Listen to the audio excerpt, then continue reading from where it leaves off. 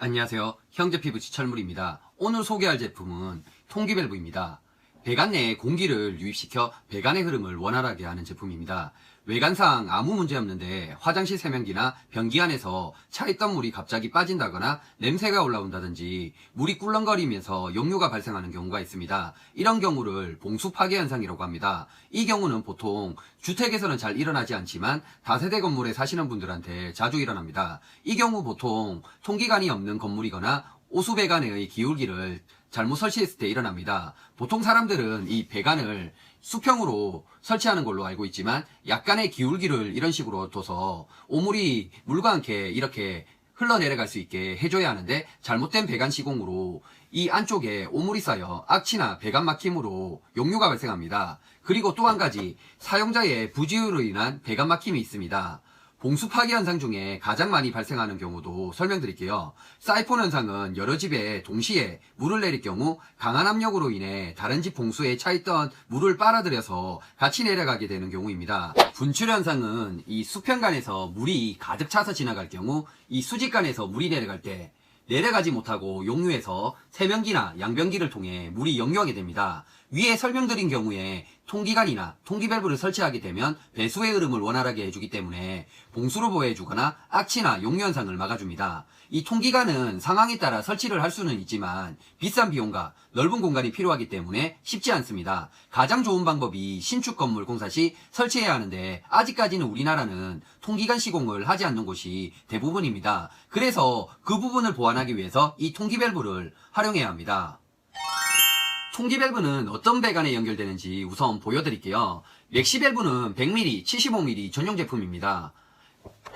100mm 배관에는 그대로 연결이 이런 식으로 가능합니다. 그런데 75 배관에 연결해야 할 경우 이 고무 베킹을 뜯어야 하는데 이 본드칠이 되어 있기 때문에 그냥 75 배관을 사용하는 것도 좋고 사용하지 않는 게 맞다고 생각합니다. 이 작은 통기밸브는 미니벤트라고 불립니다. 50mm, 40mm, 35mm 견용 제품입니다. 이 부분을 이런 식으로 풀게 되면 이 35 배관에 이런 식으로 연결이 됩니다. 그리고 이제 다시 이 부분을 연결하면 이 안쪽에 보시면 이 홈이 두 개가 있습니다. 작은 홈이 40mm 배관이 연결되고 여기 큰 홈이 50mm 배관이 연결됩니다. 한번 연결해 볼게요. 40mm 배관에 이런 식으로 우선 연결이 되고요. 그 다음 50mm 배관에 이런 식으로 연결이 됩니다. 통기밸브 원리는 배수의 움직임이 있을 때 밖에서 공기를 이런 식으로 유입시켜서 이 배관 속 흐름을 원활하게 합니다. 배수가 멈추게 되면 자동으로 여기 부분이 닫히면서 냄새가 밖으로 나가는 걸 완벽하게 차단합니다. 다들 외부에 설치하시면 냄새 걱정을 하실 텐데요. 걱정 안 하셔도 됩니다. 통기밸브 설치 방법을 보기 전에 화장실 구조부터 보기 쉽게 PVC 배관으로 만들어 봤습니다. 신정 통기관입니다. 공기를 순환시켜 배수의 흐름을 원활하게 해줍니다. 통기관을 따라 내려가면 배수배관, 오수배관으로 갈립니다. 두 배관을 입상배관이라고 합니다. 오수배관은 양변기와 연결되어 있습니다. 배수배관을 따라가면 하수배관으로 나뉘고요. 그리고 다른 쪽 배관을 따라가면 세면기 배관과 연결이 됩니다. 세면기 배관과 하수배관이 만나서 흐르는 배관을 횡주관이라고 합니다. 오수배관과 통기관이 만나는 부속은 섹스티아 YT 100mm 부속입니다. 부속을 자세히 보시면 꺾이는 부분이 많이 튀어나와 있습니다. DRF YT와 비교해봐도 많이 틀린 걸 볼 수 있습니다. 섹스티아 부속은 튀어나온 부분 공간에서 물의 흐름을 회전해서 공기를 유지시켜 역류와 소음을 방지해줍니다. 양변기 밑을 보시면 지지대를 만들다 보니 T자를 썼는데요. 원래는 양변기 밑에 양변기 엘보 부속이 작업되어 있어야 합니다. 이런 식으로 연결되어야 합니다. 양변기 엘보도 DRF 부속이랑 비슷하게 생겼지만 틀립니다. 양변기 엘보는 유체의 흐름을 원활하게 해주고 소음을 많이 줄여줍니다. 이제 통기밸브 설치하는 방법을 알아볼게요. 우선 통기밸브 설치 조건부터 알아야겠죠. 완전히 밀폐가 되지 않는 공간이면 어디든 가능합니다. 그리고 설치를 이 배관보다 높게 설치만 하면 가능합니다. 우선 100mm 배관 제품인 이 맥시밸브부터 설명드릴게요. 이 신정 통기관은 옥상을 뚫어서 설치해야 하기 때문에 설치 작업이 힘듭니다. 그래서 이 맥시밸브를 가장 높은 곳 이런 식으로 옥상을 이렇게 뚫지 않고 수직배관에 이런 식으로 연결을 합니다. 단 배관 사이즈는 줄여서 설치해서는 안됩니다.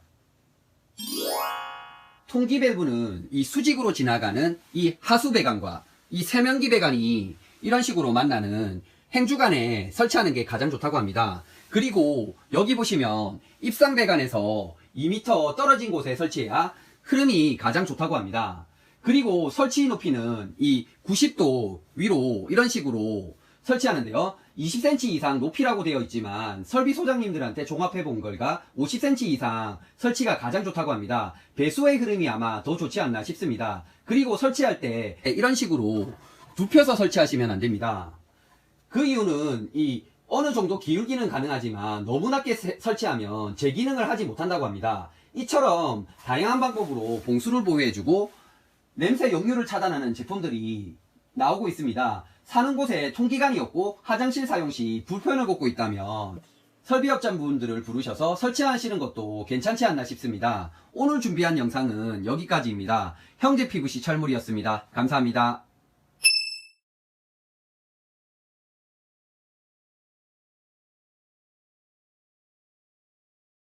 구독, 좋아요, 알려주세요. 알람도 꾹